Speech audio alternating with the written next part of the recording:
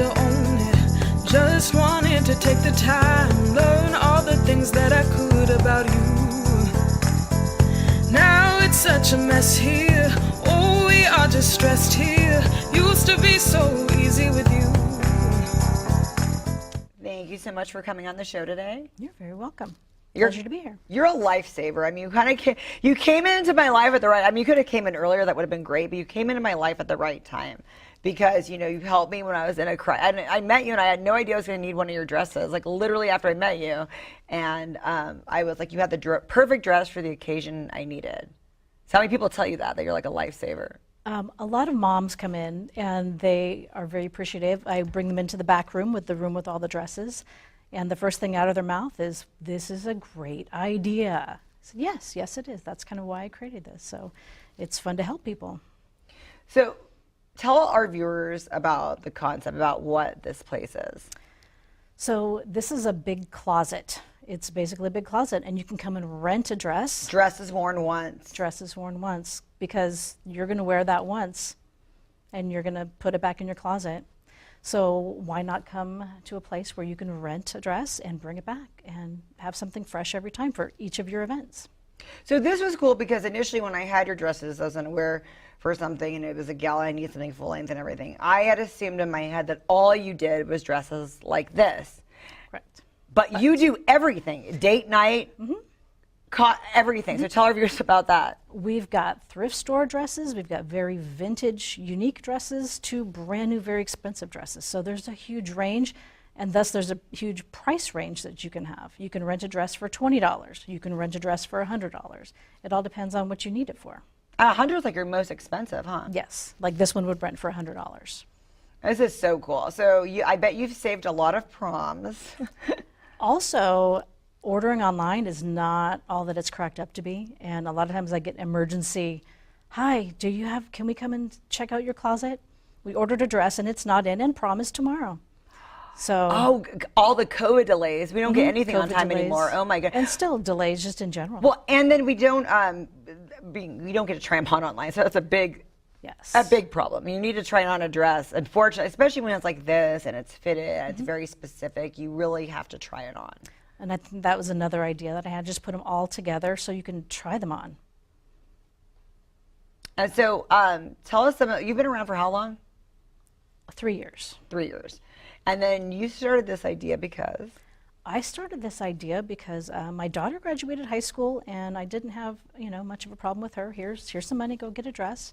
She didn't want to go to every formal, every that's prom, right, yeah. So I was good with her. And then our friends would gather around during prom season. "Oh, well, my daughter wants to go to formal. My daughter wants to go to prom. My daughter wants to go to the second prom." There's like so many events in like one. You're in a very boom, boom, boom, back to back. Right. So if you want to go to all these events, that's a lot of dresses to have purchased and sitting in your closet. So I was like, why can't we just shuffle these all around and rent them? And I would think too, it just came to me like news people, because they said they have to buy their own wardrobe. They don't get any type of, and they actually do not get paid that amazingly. I would totally come every time because you have very normal dresses, like for the everyday business looking, all of that. I would, oh my gosh. Bridesmaid dresses, prom dresses, formal dresses, mother of the bride dresses. I have one quinceañera dress and that's about it. Those are pretty hard. Politician dresses too, when they grow. I think he's so far ahead. Whatever you need a dress for, whatever you want to make of it. So, and I like the whole mother of the bride, grandma dress, because especially at that point, I mean, when you get people a lot older, they can't go everywhere. They don't have like the span, to even do that. And so they're really only going to wear this dress like one time. Correct. So you really need to come in. That's a big expense, is buy like a $300 dress that you're never going to wear again. Yes, and photographers. A lot of photographers have come in because you're going to do a change. You're going to do a photo shoot. You're going to do, you want to change it up. So you don't want to buy 3 or 4 different dresses. You can rent 3 or 4 different dresses for the same price you can purchasing one. And like I've told you, I've worn dresses strictly for photo shoots, and I'm like, I will never wear this again. So that's where you get all these great collections. Exactly. And then it's fun. I like you because you're kind of like me, so you weren't really a really girly girl, and like you don't have a lot of stuff. So that's why it's funny you're running this business. My friends looked at me, I'm a jeans and t-shirt kind of girl and not high maintenance. And they're like, "Michelle, you're doing what?" "I'm saving people money. It's what I'm doing." And we all like to get dressed up once in a while, even if we're, you know, a tomboy. And we like putting on a dress and showing off once in a while. So what it's are fun. some of the crazy events that you've done that you were like kind of like blown away from? I'm sure the movie premiere kind of the refer. I'm sure that was something that you didn't really think about when you started I here in did Fresno. not, and that's another avenue that we can go down. And movie premieres, and fundraisers, and galas, Fundraisers. and a lot of work galas, holiday times. A lot of work, you know, big companies have got galas, and so we've got people coming in. Kind of, they do have themes like Gatsby themes, masquerade. I think Cisco come in, a couple girls come in, and they just needed a dress for a work event, a gala, fundraisers. How young do we usually go for that? So I only have adult size dresses. I've got size 0 to about 20. So no children's dresses. So basically junior high is when we can Pretty kind of much. start. Yeah. Pretty much whatever size, you know, you can get in. Eighth grader, I've had some 8th grade graduations. And what I love and what we didn't really show with the models is that you have plus size dresses. Do. Those have been kind of hard to find, I've heard too. So, and you can come in and try them on. Right, so you probably save a lot of people. Yes, I'm trying. This has been a very fun experience. That's so exciting. You have a regular day job. That's what makes this even more fun to me. I have a regular day job. I work for an oncology genetics laboratory, and I look through slides to see if people have cancer or not, and I've been doing that for a very long time. So this is a complete, you know, Passion project. exactly, my side hustle. Because, yeah, you go from science, wearing that hat, very unglamorous, It is, it can be. to doing this. And then you do have accessories at the stores, but explain that. They're for buy and not for rent? It depends on the accessories. I do have a few shoes that I will sell. I've got purses that I didn't bring, but I've got little cute vintage purses that I will rent and or sell. I've How got do you few rent a purse? jewelry- You only rent a purse if you rent a dress, because I'm sure you don't. Right, no, you could. Sure, why not? Well, because how much does a purse go for? $20. Oh, okay, so you even Yeah. start that. So you do rent, okay. Yeah, they kind of come in and I have a little bit of jewelry for the whole package deal. I have got some wraps. I have fur coats, and the cute little fur wraps for winter formal. And so what's cool about all of this is that you're really cool where you let people take them wherever. So like I said about my friend having a wedding in Europe, you're cool with them taking them overseas. Explain how the rental process works. So it's pretty basic. You come in, you pick out a dress that you like. You want to rent this one. You pay your rental fee. Let's say I rented this one for $30. You pay $30 and then you pay a deposit. Each dress has a deposit. That one's a little bit more than this one. Deposit and So this be like a 50 to? at least a $50 deposit. Okay, so you put the deposit down. So you pay rental fee and deposit, and you take off with your dress, you wear it, you bring it back to me in, you know, the same condition that you left it in, and I will clean them, and then you get your deposit back. Well, when you say the same condition, what if you get it a little bit dirty, but it's not like, if it's a regular kind? It's fine, because Okay. that'll come out. Yeah, If you you- rip the train off, Got then that it. might So be that's a what you mean problem. by same condition. Correct. Yes. You're leaning about a little bit dirty, but yeah, we can't Yes. have half. They're missing. going to get dirty. They're going to drag on the ground. You're going to wear them. Don't spill red wine, and you know you'll be good on a white dress. I love that, but you're really convenient where it's like I said, if you go to Europe and do that, you're not super stickler about the time. Like we can have it for a couple weeks. How does that work? Usually a couple weeks. Summertime is slow. Right now, prom was crazy busy. So you needed So- that dress kind of back. So prom season was I'm a little more strict on prom season, but summertime, if you need it for a month, take it for a month. And if people are really honest with you and communicate, then you can kind of be like, well, Correct. that dress, no, I want that to stay here. But if you want something for like a month, take this one. You Right. kind of talk like that, like so. Yeah, it's pretty simple. It's communication, and whatever my clients need. And so I love it that I could go in and try everything because, like, you know, even when you think you can fit into everything, it is good to try on and see how they work. And then it's cool about this because there's so many dresses that look that were kind of like had my eye, but I'm like, I don't know. And then you try it on, it's like, oh wow, this is really cool. And the ones you think are gonna be, oh wow, are like, So you really have to try them You on. have to try them on, and that's why I have dressing rooms, and you can try them on. And that's the hard thing about ordering anything online: shoes, dresses, anything. You have to try them on. And so now you have a variety of things you can try on. Also, a lot of people, you know, that they'll go online and say, oh, I really love that dress, but what if it doesn't look good on you? Then that's why it's nice to have a variety of things you can try on. You might end up with something different. Yeah, I bet that happens all the time. You go in with one vision, you come out with something else. Right. I want that yellow dress. Well, that doesn't look great with your skin tone, or, you know. Oh, that's a big one, huh? Yeah, so. And so what's great about you having a day job is that you work around other people that have day jobs, and your hours are a little bit different. They are. I work during the day, so I'm generally only available in evenings. After 6 p.m. is what I usually post on Instagram. And that's all people weekends. can do. That's all high school students can do because they're in school all day. That's all. These the girls are working people. busy too. Yeah. The girls play softball. They've got swimming. So usually I'll catch them after practice. So it's been kind of nice. And then weekends vary. Weekends vary. It depends. I'm usually by appointment because And you should have been there I can't tonight, sit but you're there. here. You know, I can't sit there all day at the shop as much as I would love to. You know, try on all my dresses and sell all day. It's easier by appointment. And then you know they mean business. They're on a mission. If they have to come during your hours, they're like, let's really get this done. During peak seasons, I will be open, you know, for 3-4 hours at a time. Make it easier for people. So what have you been going out and getting? Like initially when you started this, and then people come, oh, do you have this? Do you have this? Do you have this? So then you kind of went out to buy it. What was something new? I did. I finally found a wholesale site where I can get brand new dresses and kind of mix it up. But I love having the vintage dresses. I think that's been a key to having the store, is that I have something that's unique. Like that last black one that Sam was wearing. It's a little bit older, but still in style and just unique. But then you have super vintage. Like we can get 1940s from you. And then I thought that was great for like movies, having the movie making business, which I bet was kind of shocking to you when you found out people are making movies here in town. I know. That's very interesting. So and then you have there's accessories as well. I do. I have a few, not a ton. Mostly the purses are kind of the cool thing that I have because they're vintage. Hats? And was there a hat? There's a couple hats. There's a couple hats. I have a good friend that she loves the hats, and we went to the Derby and in Fresno at the horse races. And we all dressed up, wearing our dresses with the big hats. And it was fun getting dressed up and going to the fairgrounds and going to the horse races. Because that is really something you do not want to keep. That takes up a lot of space. Right. So it would be really cool to rent. So you can rent. I have some hats, purses, a little bit of shoes. The wraps I think are my favorite. I think that just kind of throws a whole classy, elegance spin on the dress. Well, I like them because I get cold all the time. And then when you get the nice dress, you know, all the stuff we have in the closet to put over just won't do at that point. The fur coat, you need a fur coat. Exactly, that's what we need. Well, I'd like to show you some examples of some of the dresses that I have. First, we have Sam in this gorgeous light blue, and it can be whatever kind of dress you want. And the back is just stunning, and it's got this long train.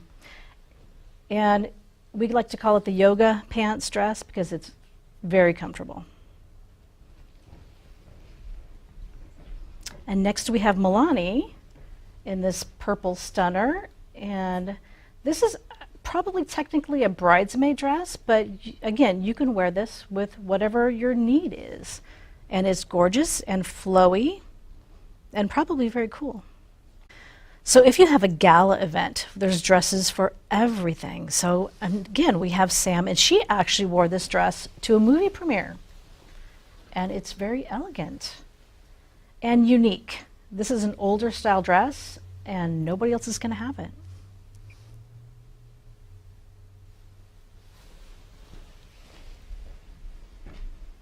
And next we have Milani wearing just a gorgeous purple dress.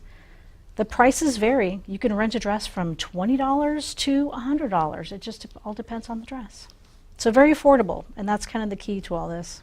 And we have another dress, and that Sam is wearing. And this can be a prom dress. This could be a Vegas dress. This would be a fun rental dress for Vegas. $30, rent it, go to Vegas, come back, change it out, and you're done. And you're not spending a couple $100 on a dress. And we have Milani in just look at this. How fun is this? I know nobody likes to stick to their prom theme, but if you had a Gatsby 20s prom, this would be perfect. There are a lot of holiday parties that have Gatsby theme. And so come and rent one instead of buying. Sam, we got you now. I'm back. So you've been a lifetime customer, well, at least for a year of this place. A lifetime, yes. I've been a customer. You will of be a Dress lifetime Form once for about a year and 4 months now. I think I got a hold of her in January last year. I had a banquet. I do some fundraising with other things. Every year I do the Kingsburg Gun Club, and that's really fun. That's actually coming up on the 20th of this month, so I'll be coming in for one next week sometime. I'm definitely due for an appointment, but I haven't hit her up. She's always so amazing. So for that one, like I need something that doesn't necessarily drag on the ground too much, but like I'm gonna bartend for it. So like I might get two, you know me, for that one. That's the one where I always get two. I get like a shorter one for like later in the evening after everybody changes, and then like the longer one for like the meet and greets when we first get there and everything. But she has the best selection ever. When I go in, I plan to be there for maybe 30 or 40 minutes, and I'm there for like 2 hours. Trying on every dress in the store. Not every dress, just But that's the there's fun so part. many dresses. Yeah. Seriously, I pick out like what 15 or 20, and I try those on in a couple of hours, and then like I find 4 or 5, and I'm like, okay, my date, you know, whatever I'm doing isn't for like 2 weeks or something, so I'll come back, but we're gonna work on these 3, and like if somebody rents them, then I know it wasn't for me, it was meant for them, and then I come back in and I try another 12 dresses on, and then it's down to like 4, and I'm like, which one? They're all so beautiful. And I usually like 2 of those will be like planned for the future for something else, and then I'll pick 1 or 2 of the ones that I finally narrowed it down to. It is so fun, you guys, seriously. If you don't even have somewhere to go and you just want to run a dress, just come in and play Dolly Dress Up. It is the bestest. And that was fun because you're the one that made us do that for the event that I wasn't planning. I had bought a dress for that, but then Sam's like, oh, ball gown. I'm like, oh, boy. Gotta go to dress one once and get, yeah. It worked, though. It worked. I was happy I did at the end of the That day. You guys was looked so amazing. yeah. I loved your black dress. And she had this body chain with it. I don't know if you guys have seen the pictures, but the body chain really made that is a thing. So speaking of accessories, I had black gloves that night. She has her white gloves on right now. The purses. Matching purses. Yes. I've got purses, I gloves. This is a vintage Even purse. if it's just and for... it fits my iPhone, which is huge. It's wonderful. Even if it's just for the photos and you take them off, it's just kind of fun. I think the gloves, like, I don't know, it turned it into a different. Do you remember? Yeah, it Like, did. It turned it into like yeah. a whole other It's like. very old Hollywood. I thought it was very Classy. Oscars-esque. classy. Yeah. If you're gonna do it, amazing. do it. Yeah, and I'm awful waffle like that. Like it wasn't even. I had like the smallest little role in that film, but I dressed up and went out. And for not it. only that, we have multiple premieres for the same movie. So we have another one coming up, and I'm doing a different dress. She's like, you can do the same dress. I was like, no, I love that that's a dress, different but one. like that's for somebody else now. You have 700 dresses for me to try on, and I've only tried on 925 of them. So we need to class up Fresno, and what better way? I agree. I challenge Fresno to get dressed up and get out of your COVID sweatpants, get out of your gray sweatpants. You don't have to throw a ton of makeup on, but just throw something nice on. It makes Exactly. it makes you feel good. You don't have to, do it up all the time, but once in a while it is nice. And that's why I've got people coming in. One lady came in last night and her sister is having a 70th birthday party. She missed prom. And she's asking all her family members to dress up like they're going to prom. Oh, I love that And so it's a great much. idea. So it's little things like that. Girls come in and have birthday parties, and they want their friends to get dressed up and go to the movies, go to lunch in the Yes. movies. So just Oh simple yeah, things like everybody. I myself am coming up on that like death of the 20s mark. So everybody's doing that. Isn't that what they say? It's like a funeral for your 20s. So I have tons of friends that do that all the time. Like, you know what I mean? I've had like, I think 6 or 7 friends do that so far. And I think it's the cutest little thing for your 30th birthday. And she has so many black dresses. They all look good on you, girl. They look great on you too. They look great on her. They look great on everybody. She has so many different sizes. She just has racks on racks on racks. It is that. Plenty of the sizes, best. plenty of fits. So what's the best way to get a hold of you to make an appointment? Give me a text. I can't always vouch for answer that. the phone during the day. Shoot. Texting, Instagram, I'm working on, I'm learning. I think I'm getting pretty good, but texting is best. So everybody give her a text. I vouch for the texting. On a weekend, she might be able to answer your call, but through the week, she is very busy, which we can all understand. So Side hustle. definitely throw her a text as soon as you're needing an appointment, and that way you guys have enough time to work it out on both of your schedules. Or check Instagram. I do post my open times on there. in Yes, the her evenings. open houses. Walk in, no appointment part. needed. She's such a sweetheart. I didn't know which dress I wanted to do, and so she let me rent 2 dresses for And there was that's a the Golden beauty Gate Film of it. Festival in LA, and I had the red one that I actually ended up wearing, and then another one that was so cute, but it was really heavy, and it was like really, it was raining out, and I was really worried about the material being wet, so I went with a red one, and I was like, it's gonna be freezing. So like, I wanted the heavy one because it was gonna be cold and rainy, but then I was like, okay, red always. I don't know if you guys got to see that. I felt like Love Pretty that. Woman. We have options here. So And that's many. why if you're undecided, rent 2 of them. You Get can put short, them on tall, hold. Yeah. quinceañera. She's got 2 pieces. She's got like Sofia Vergara would have a field day in there. Thank you so much for coming on my show today. Very welcome. Thank Thank you. you for having us.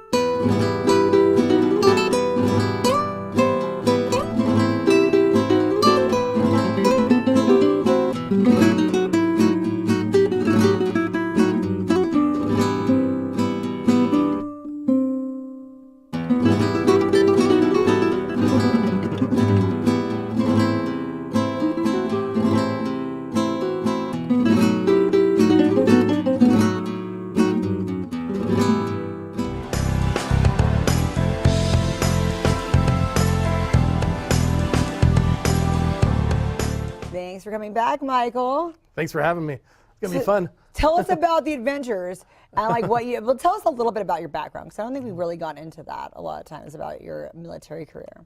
Yeah, I'm from Fresno. I was born here and raised here. I went to Bullard High School. In 1980, I dropped out and joined the Navy. You're out of high school?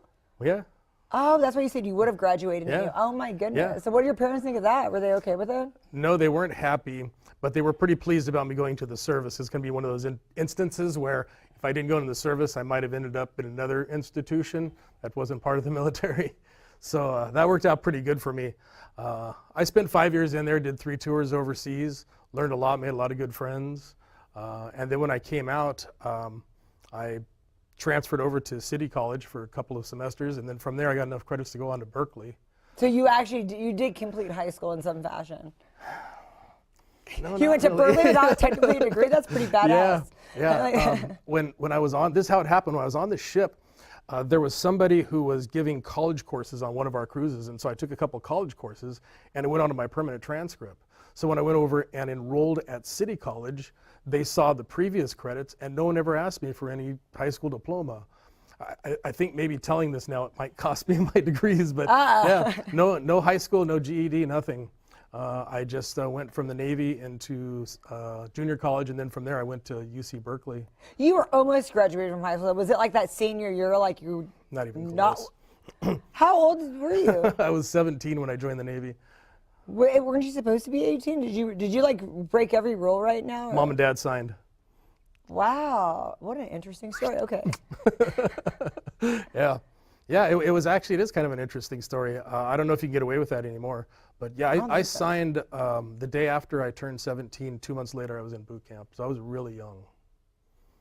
Well, like you said, your life would have gone a different direction. That taught you some early discipline. Yeah. Taught me to be a man. Taught me those Right. things that were important. And after that, after I got out of the Navy, I went up and built houses for a couple years in Grass Valley with my uncle. And then I decided this is not the skill set that I have. I should probably do something that doesn't involve building houses. And I learned to type, took a job at a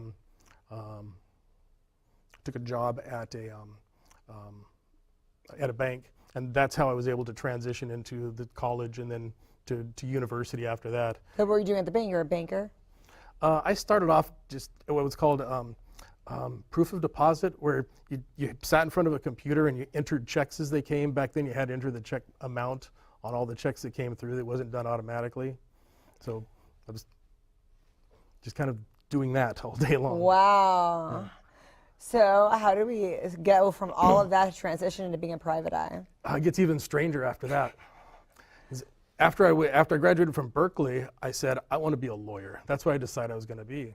And so I went to law school. You want to be the one worst thing that's more disliked than private eyes.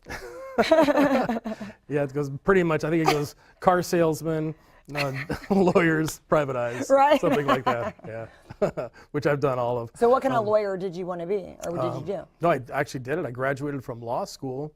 And where was that at? Cal Western down in San Diego. Okay.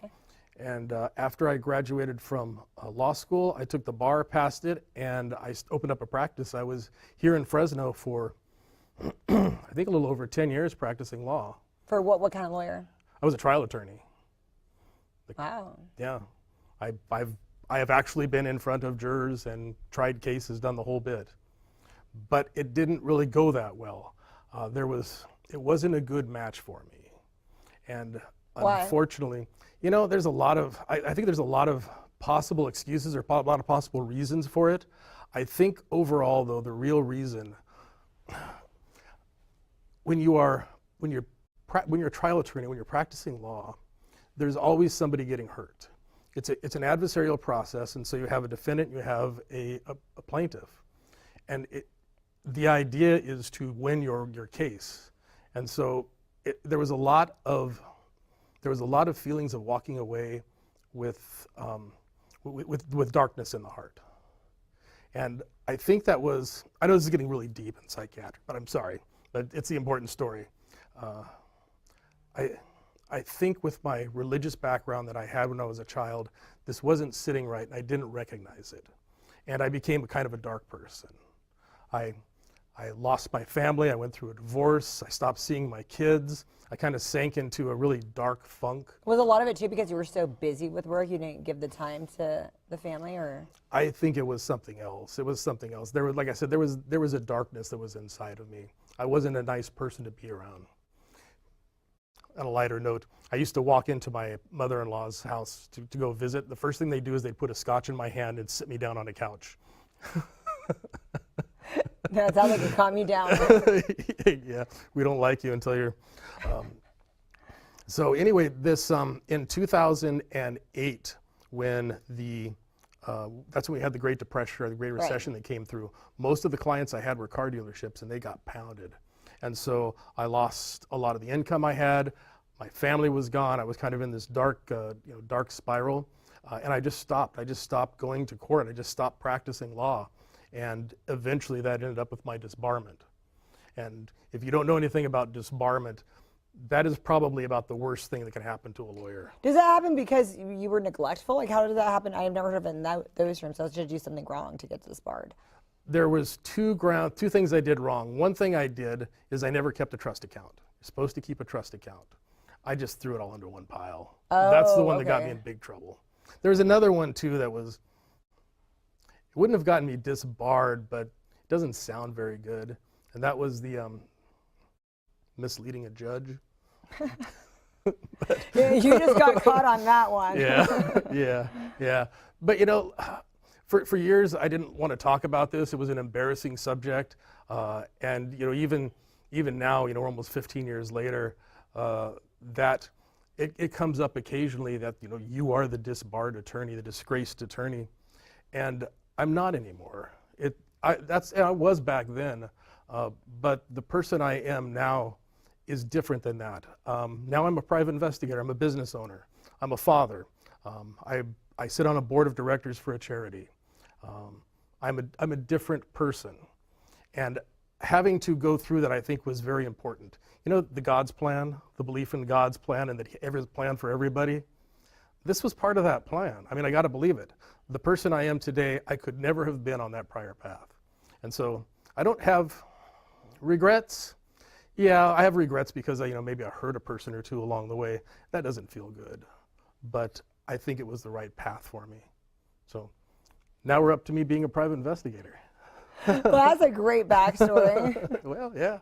Yeah, and I've never really talked about that openly with anybody. It was just recently that I started to tell this story to people and let them know, because it's not something you can hide, and you can't ignore it, and so you might as well embrace it. It's part of who I am. So I bet that helps a lot, though, in your experience being a private eye, having been a lawyer, and then especially having been in the military, because I know that takes so much patience for doing like recognizance. So tell us about how those experiences have like molded into you being a good PI. They actually fit really well. The work that I did when I was in the Navy, I was what's called an operations specialist, and so we sat in a dark room and we collected intelligence. Radars would give you information. There'd be people, human intelligence, people that were out in the field that would give you information. We had all these different ways that information was coming into us. Then we'd collect it, we'd analyze it, and then we would disseminate. We'd give it back out to the people that needed to know it. Very similar to what you do as a private investigator, is we get information from different sources, we analyze it, put it into a report, and hand it back out. And then as far as being a lawyer, that was a great experience because it gives me the ability to step in and do jobs that other people might not be trained to do. Recently, we did I have to choose my words carefully because I can't really reveal who the client is, but we recently did a audit of a large insurance company. And if it hadn't been for the background I had as a lawyer, I would have been lost. I wouldn't have known what to do. Wow. Yeah. Reading all the paperwork and seeing where money was going and all that stuff. Yes. Was a lot, yeah. Yes. Wow. So that's being like hired on a big scale to do something big with. You don't do stuff though for like insurances, like workers' comp and all that, to see if people are really injured. You don't do that kind of. I don't do work. very much on the workers' comp. There's several large companies that only do workers' comp. Right, that's like a specialized field. Yeah. So I know that's not your big thing. This is like a different kind of version of Yeah. where you're like on a big business scale, investigating the business. Yes, yes, well, investigating for them.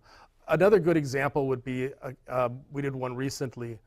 A company had several complaints of sexual harassment within.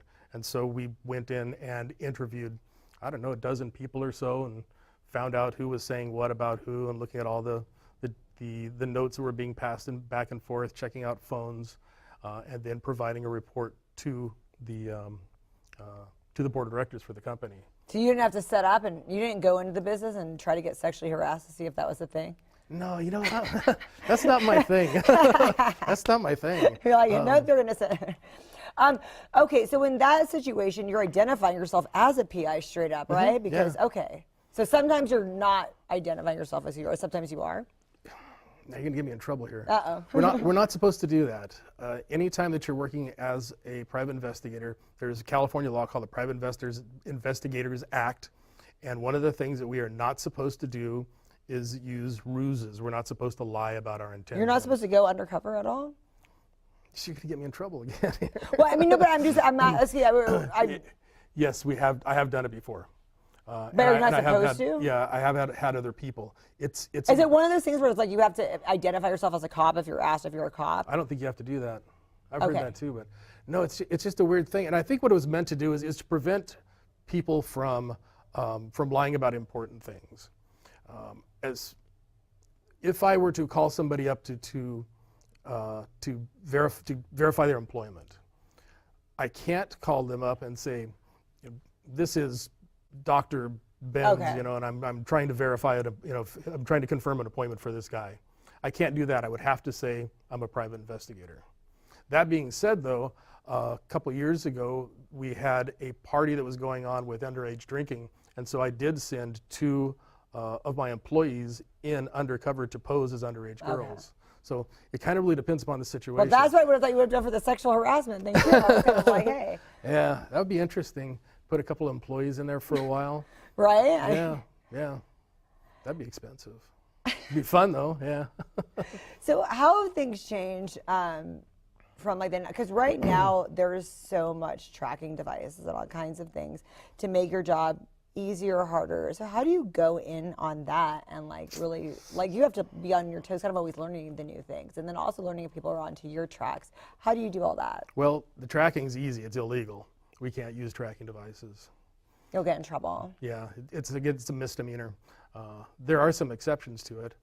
if I were to get permission from the owner of the vehicle, I could put a tracking device in it. That's borderline. Probably should tell the person who's driving it there's a tracking device in it. But you could do that maybe. And then husbands and wife is where we usually see it. The wife will put the tracker in to watch where her husband's going and then tell us about it. But it's difficult for us. We can't do it. And you always have to learn the new ways to go about all this, right? Because it's constantly changing, and now we have like cameras on our phone chargers. Yes. So do you ever use those? Cameras, hidden cameras. We do them a lot. Usually it's for security purposes. Because that's kind of illegal too, right? Or not really? Well, it depends upon who you're watching. I mean, if you wanted me to put cameras up in your house because somebody was stealing something out of one of your drawers, there wouldn't be anything wrong with that. Really? Yeah. Okay. And we build those cameras ourselves. We design them and build them, put them into the cases ourselves. But you could never put it like in a bathroom, right? Because then wouldn't that be like illegal, or that would be going That'd on be a little creepy. Oh, that'd be super creepy. But I'm like, where's the line drawn on that? Well, the legal line is expectation of privacy. So if you had somebody that was living in your house and you wanted to put a camera up in the bathroom, I probably wouldn't want to do that. If you had a young girl that lived into your house, in your house, and you wanted to put one in her bedroom, I probably wouldn't go along with that. But like I said, if you had a nanny that was working for you, that was watching, Exactly. I would do that. Wow. So what are some of the things that you can talk about that are exciting that you have caught?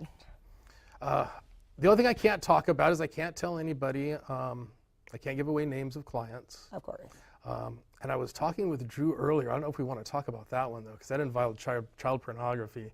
Do we want to talk about that one? Yeah, we don't want to talk about that one. But you caught people. Yes. Well, that's good. That's if it's a happy ending, we could talk about it. Yeah. So what kind of bust was that like?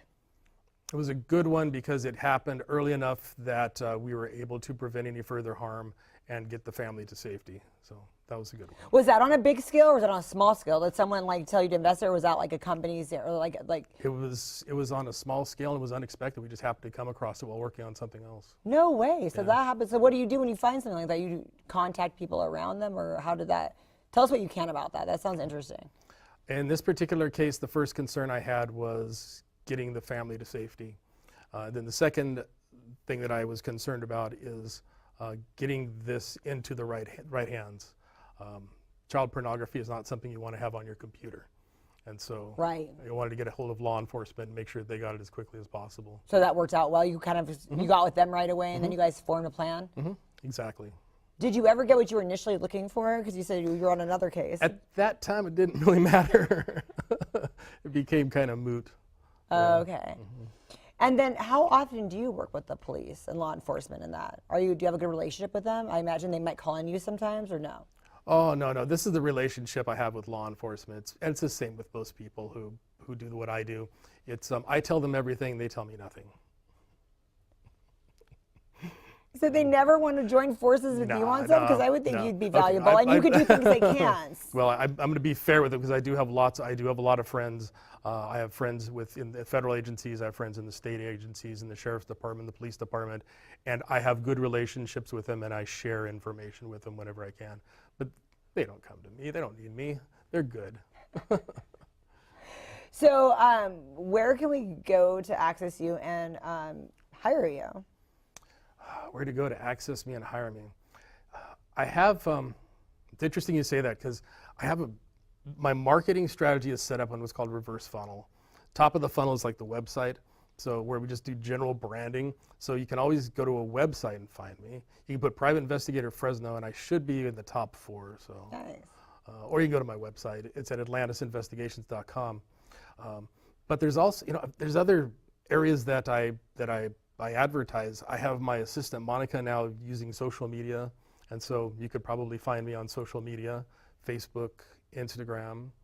My name's Michael Braa, B-R-A-A. You can find me that way. But I would say probably the best way is these days is on the internet.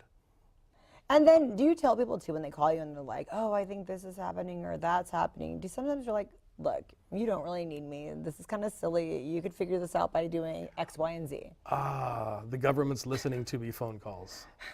I get a lot of those. Really? Yeah, I think we probably get 2 or 3 a quarter. where someone will call and ask if I know how to remove listening devices that they think the dentist or the doctor put something inside of their head, and someone's been communicating with them. No way. Yeah, we get a couple of those. And what do you tell them? Um, I'd love to know your response on that one. I just tell them that that's not something that I'm trained to handle, and they probably should seek that from somebody else. What if someone thinks they're being tracked? How do you tell them to handle that? Or Well, it depends upon how they think they're being tracked. If there's another phenomenon which is called gang stalking. I haven't figured this out. I looked it up though, and it's a thing. If you do an internet search for gang stalking, you'll find all kinds of information about it. And the theory is that there is a group of people that are following you. And so people will call and say, they're following me, and it's a different car and a different person every time. I don't think it's real. I think it is it's some kind of a social contagion, and it's delusionary or somewhere near that, but it's a thing, and we get them quite often. So if it's one of those where it sounds like we've got somebody who has a mental illness, we try not to take money from them. That's hard. So you must get a lot of that nowadays. That's got to be really hard to. Yeah, we have to screen them out. I would say probably one a month on the people following me around stuff. I had somebody call me recently because they were certain that someone was living in their attic. And in that particular case, because this person was so, they were so insistent about it that I never supposed to work without getting paid. But I found out who she was. I found one of her relatives, and I called and got a hold of her brother and told her brother, hey, she's trying to hire a private investigator, and I'm not going to do it, but she might call somebody else, so you might want to step in. And so we did. Mm-hmm. Yeah. Do you ever stalk the stalker? When people do have a stalker, do you ever go and they could pay you to kind of see if they're getting stalked or tracked or anything like that? Yes, I've done it a couple of times. It's never been successful. So no one's ever really stalking. No. People are just really paranoid about being stalked. Well, sometimes you want to make sure. Sometimes, especially when we have a divorce and both sides are hiring private investigators, the other side wants to know if they're under surveillance. So what do you do in that situation? We run into another one of you working for the other side. It's an interesting thing. It's called counter surveillance. I don't want to tell you how we do it, but there's a way that we do it. To where it's like you guys don't get in each other's way, but you guys are watching each other's people? Is that? Well, the goal is for us to find the other person without them finding us. Oh, wow. Yeah. That is so interesting. Do you ever offer tips on your social media about what people do? Because there's got to be some basic things, like I said, where people don't really need you. Yeah. People can find out stuff on themselves. So how do we find out little simple tips? I do it all the time. I'll get a phone call and someone will say they're looking for a high school friend or something, and I'll say, go online and use been verified, or the other one's Truth Finder. There's ones online where you can do it, cost you $20. Don't want to hire me, I'm expensive. So yeah, I'll send people out with tips like that occasionally. Mm-hmm. What's one of the biggest ones that you get that's really simple that you're like, come on guys? That one right there, missing persons. People call us up and they want to find somebody. That's just really easy to find if they spend a little time doing it themselves. That's great. Well, thank you so much for coming and hanging out with us. And everyone's got to follow you on what's your Instagram? It's Atlantis PI. Okay. Mm-hmm. Thank you for coming on the show today. Good talk, thanks.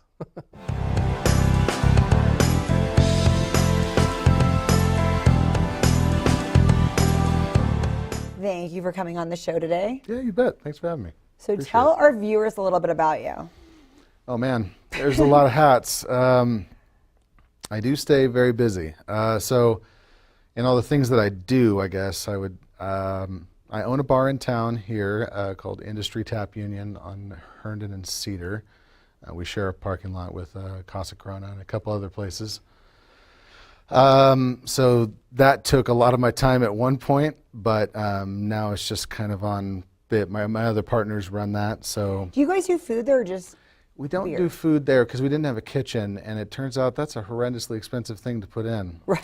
So it's all beer, and but it's fine. You have food around there. You don't need to have food there. Yeah, I mean, and it's like 140 beers, ciders, and wines. Yeah. How do you store 140 beers and ciders? Well, we get micro deals. So in the front of the place, we'll have a set of 6-packs of various varietals. We just keep a small hand of everything canned, And then we have 16 taps. But we really kicked up our wine game this year because we're trying to, well, just be known for that and cater to that audience as well. So, and now with trivia nights that we have and all kinds of other things like So what is music. that's my Trivia jam. nights are Tuesdays, yeah, Tuesdays, and I think they revolve in topic. I'm sadly I haven't made it out to one yet because I'm always just up to my ears. But so I do that, and So topics, like there's a different theme each yeah, it'll be like pop culture stuff, you know, whatever the flavor du jour is, be it like Star Wars or The Office. And what's cool is they always bring their own kind of following. So people that, you know, it's like when you go to a karaoke or go see karaoke someplace, they usually have their own following that follow that DJ around, and so it's the same kind of thing. Oh gosh, I don't know if I want to go do trivia with people that are really experienced in it. Yeah, they're really quick on the draw. I've been to one back in Landmark way back when, and they're remarkably fast. But yeah, so I do that with industry, and I build everything that we need there, and including everything we currently have. I love that. So you have built like pretty much all the I did everything in there. tables, chairs. Yeah, the physical bar itself. I didn't build the booth, or the stools, just because I'm not much of a metal worker, and they're all metal. But the actual physical bar, all the tables, it was an undertaking, a big undertaking. So I do that kind of on autopilot, and then I bartend, and I also build custom furniture during the day, and I do that as a sole proprietor. And I've had quite a few, you know, notable places around the valley that I've done, and then I play music as well. And I've played trumpet in the valley for, let's see, I'm 43, so let's call it 20 years. So what bands have you played with? So I've been playing kind of almost the whole time. I've been playing I have a New Orleans brass band called Viper City Brass Band. That sounds so much fun. I love New It's Orleans super cool. music. So how did you get involved in that, being a Valley boy? Well, so I went to Fresno High, and our band director there was a guy named Dave Ruffner, and Dave's an exceptional trombone player. And so he had a band that was through the school. It was a youth band called the Raisin Babies, which it was all like Dixieland, traditional jazz, you know, trad jazz. And so we got to learn that style of music, and we were young enough, like 14, 15 years old, where it really got ingrained in us, so we kind of loved it. And we started listening to these other bands like the Rebirth, New Birth, New Orleans Nightcrawlers, some of the other more influential bands there. And then in 2003, we decided to just do Mardi Gras at what was then, I think it was Butterfields at that point still. And so we played there as a New Orleans brass band, and yeah, it's been ever since just So playing. where do you play now? So now we play a couple times throughout the year. We play, we'll do Full Circle Brewing. We love Goldstein's. We love going there and playing. It's a real fun place to play. It's a nice vibe there. It's a big fat tunnel of a place, so we get to really blow the doors off. And it's 2 trumpets, 2 trombones, a saxophone or 2, a terribly gifted sousaphone player named Kevin Hill, and then just a really, I'm lucky, quite privileged in fact, to play with all the guys in the band. They're all beasts, every one of them.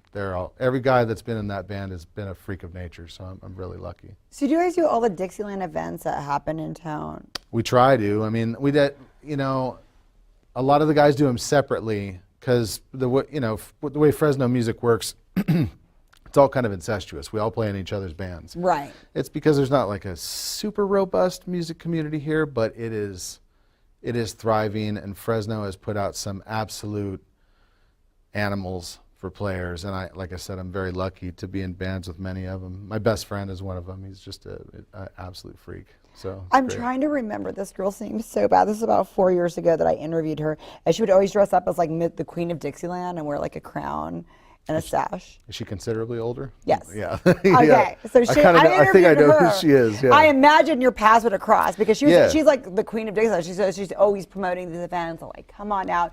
And it always sounds so much fun. I know she does them on Sundays, so if you're playing on that, I'd love to get out there. So I haven't seen her in a couple of years.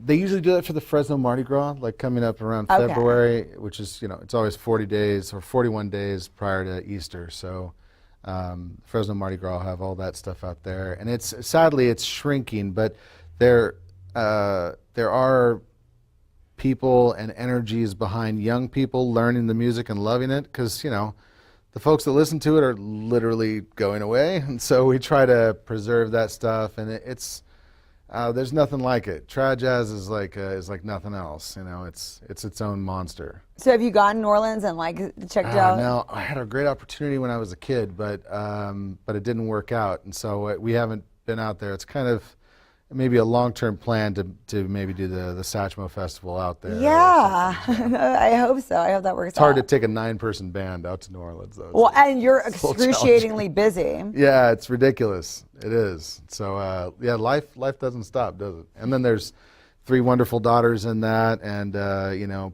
maintaining your personal relationships and showing up to work and grinding and getting through health stuff and all that stuff. So yeah. So then you bartend at your own bar that you're part of? No. Never there? You just kind of you just run the behind the scenes stuff? A little bit, yeah. I mean, really Ryan Cruz runs it, who's my good friend. He was my general manager when we worked for Dave Fansler at Yosemite Ranch. Oh, yeah, you're saying, okay. Yeah, we were there for 13 years, and it was a great place. We learned a ton. Dave was really good to me, and he even, when I left, and then COVID hit and that whole debacle where everybody was shut down, Dave took the opportunity to redo the inside of Yo Ranch, and it's changed quite a bit. It's really beautiful inside. Were you a part of that? Yeah, he. I love it because it was so dark before. I actually like that it's so brightened up. I love that a lot. It's really bright. It's a lot warmer. It's a lot more modern. It's pretty hip inside. So they did a great job. So I got to modify all the tables there, plus make 7 new ones, and it was a great opportunity. I was really grateful for that. So when you started the Cedar and Hernan bar, when was that? So we started that. Ryan called me in November of 19. Oh yeah, right before. Okay. So he was like, "Hey, let's do this bar," and I was like, "Yeah, dope, let's do it." And so we started doing it, and then February we had some tragedy that happened. My father went in for a surgery and unfortunately didn't make it many days later. And then right after that, 4 days later, lockdown happened. And we were lucky, though. I mean, the things hadn't gotten crazy. We were all able to be in the room with him when he passed on. And so that went away with COVID. So many people experienced it otherwise. So what happened to the bar when you were in flux? Yeah, not a lot. I mean, there was maybe a 1-month period where we went what are we going to do? But luckily our landlord is a great guy. And we had some situations that we could work through, and we just kind of winging a prayer, hoping that things abate, that the valley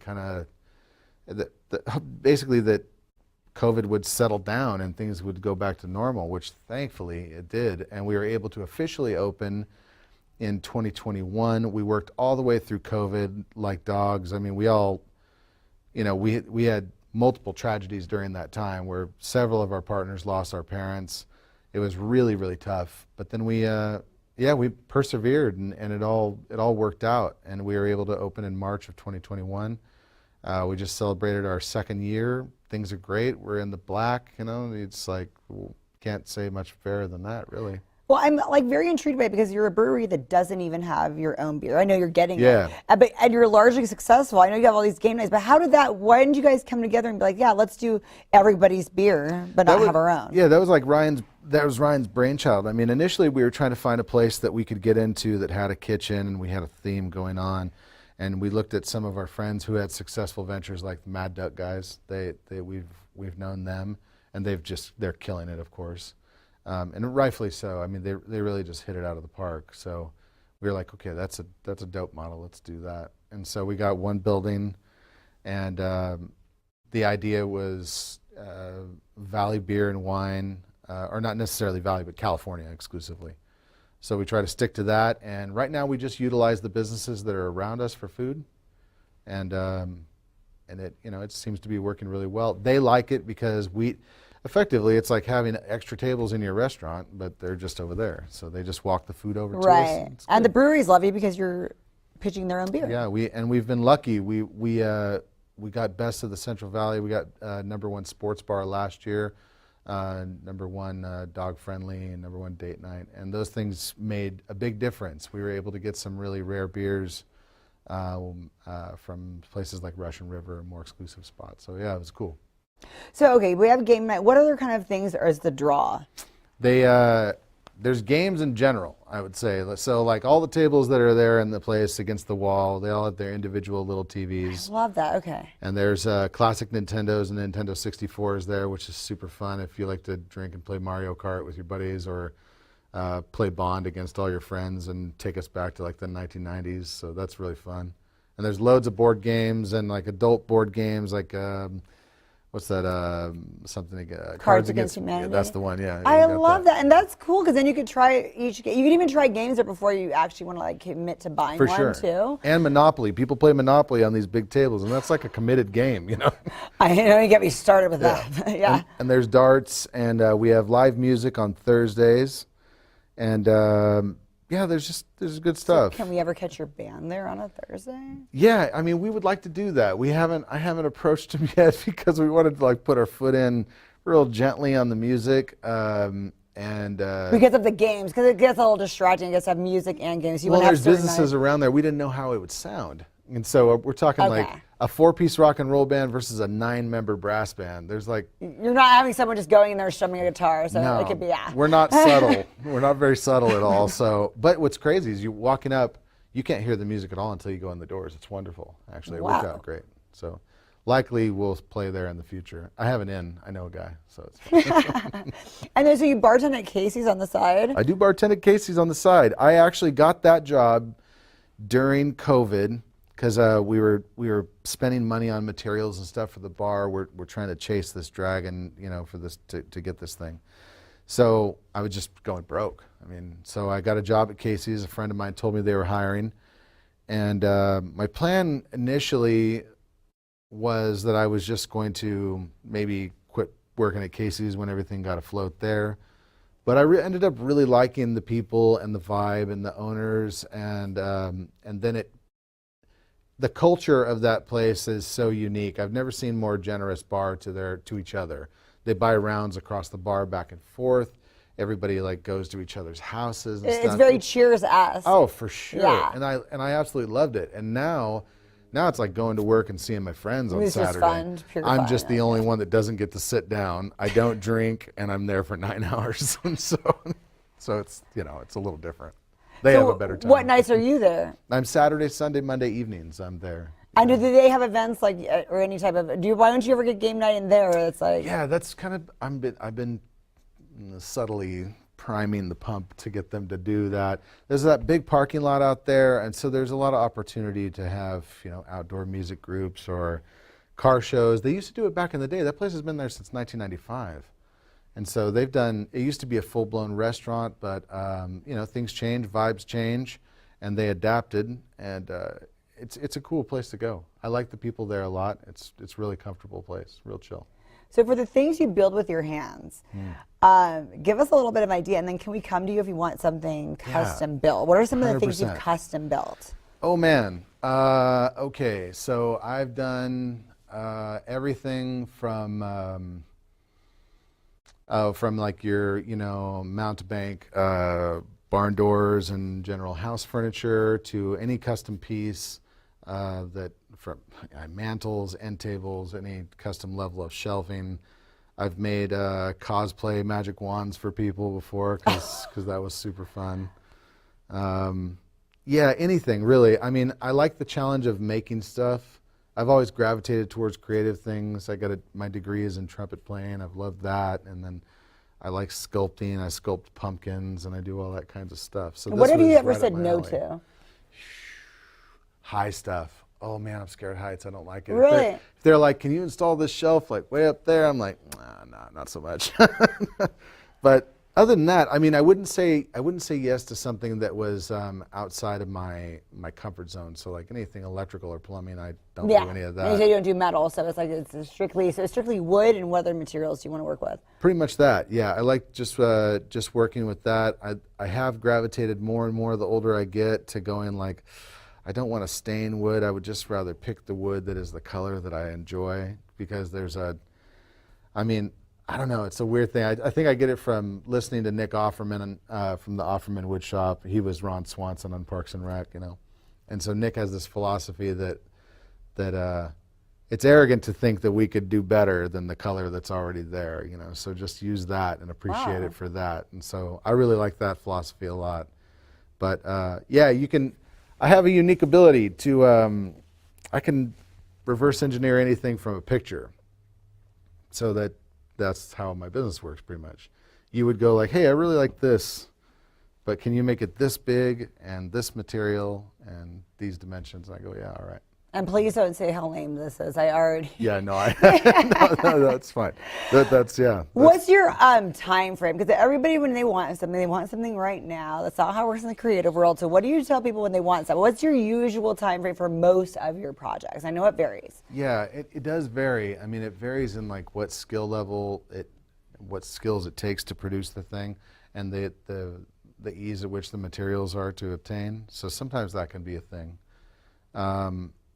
Largely, it depends on, you know, there's a certain set of methods to make a table, for instance, but there's a whole different set of methods to make a table that expands on its own when you pull things out. You know, there's a lot of engineering involved in that stuff. And consequently, if you're making something that is unique that really doesn't have a method to make it, you're kind of having to come up with the method, and so sometimes that can take time. So time-wise can vary. It can be anywhere from 6 weeks to 16 weeks. Yeah, you're never going to take a year to make something for the most part. Yeah, I mean, you probably couldn't tackle it. It depends. It also depends on the communication with the client too. So sometimes communication drops off. Life things happen. People change their minds in the middle of stuff, and so, you know, you kind of have to roll with those punches. And overall, you just try to. I try not to give hard cement dates unless I'm getting right to the end, and then I'll go, okay, the installation has to be on the 24th because of X, Y, and Z. But yeah, I try to give pretty open ends because there's things that are out of my control. You know, materials, I imagine, yeah. are largely out of your control, especially if you're trying to find the exact color without having to compromise it. There is that, and then sometimes, you know, wood is an organic material, so sometimes things change. I've cut stuff, and I thought it was stable, and then a couple days later, as I go to work with it, I go and look, and one of the boards is like a hockey stick, like this, and the other's not so much. So you're like, damn it. You know, so you have to go order another board, which can take time and delay you and shift things. And so post-COVID has been a little different. Thankfully, though, it didn't change the price of hardwood too terribly much. So. And do you ever get like wetwood and stuff that are just like, I can't work with this? And you said, yeah, actually, for sure. For sure. You get stuff that's like the moisture levels like plus, double digits anywhere, double digits for furniture. That's, nope. Either it's going to sit in the Fresno sun for an entire season, which works great.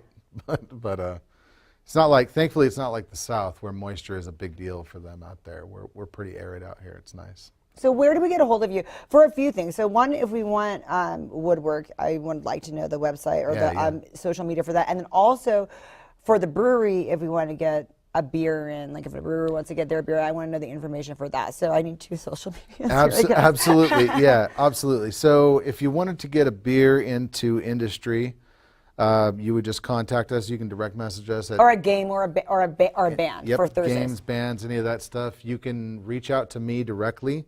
I only keep one Instagram right now. Oh, that's perfect. I like one-stop shops. I'm all about that. It does help for that. Now, you can also reach out to us at Instagram at Industry Tap Union and propose that stuff. Ryan's easy to meet with. We're all easy to get a hold of. We're in the business of making relationships with breweries, and so we're super down for that all the time. Even if you have an obscure beer, some crazy stuff that people love, you know, you're like, hit us up, let's do it. In terms of myself, I hold one Instagram right now. It's Thomas Lake Woodsmith. That is likely going to change very soon here to a new business name, so that'll pop up on Instagram too when you go to check that out. It's under a new heading, so I'll be separating my name out of my business, which just makes me a little more comfortable.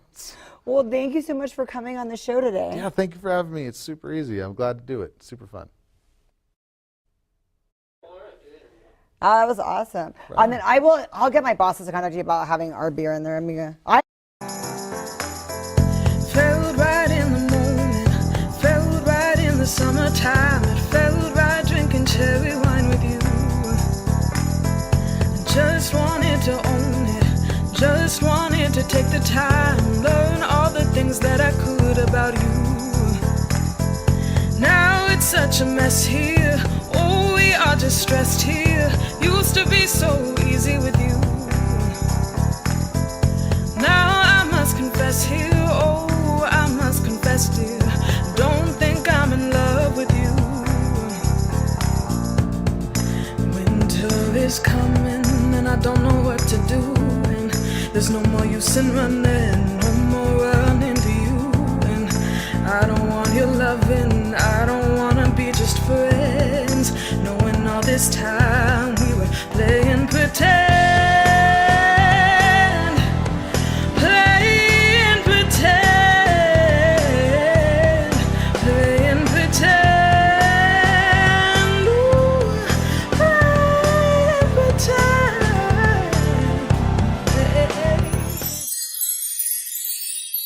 It's a mystery.